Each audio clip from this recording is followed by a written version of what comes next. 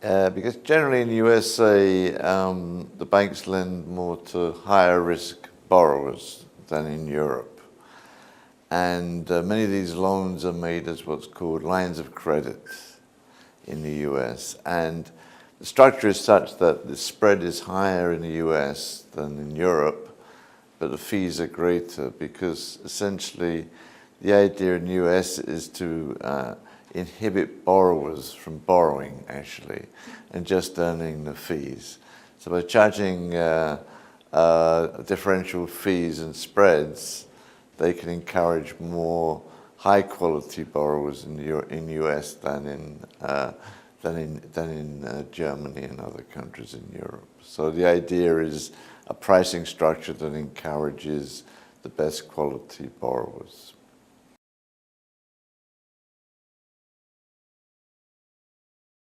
Yes, I mean, we've had a lot of experience in the US now. Perhaps 40% of banks' revenues are coming from fees, much more than historically, largely because of low interest rates.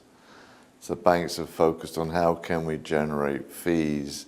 It's created a lot of political backfire because a lot of poor people are paying a lot of fees. But the future looks very bleak for consumers because it's more and more likely if interest rates stay low, as they have done in the US, like at 1 or 2% at maximum, you're going to get more and more fees. In fact, we have proof of this, is that there's restrictions on debit cards fees, and all the banks did was to switch to charging more checking account fees.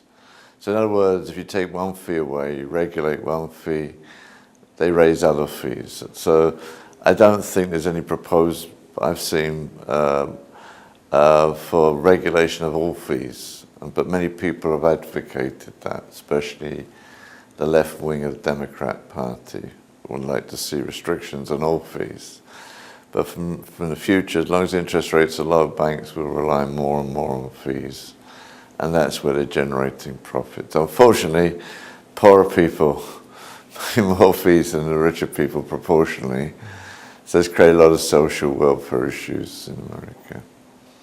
So any change in regulation or deregulation, I don't think it's going to affect fees as much as if the Fed starts to raise interest rates. And if the Fed keeps increasing interest rates, then we might see bit less pressure on fees.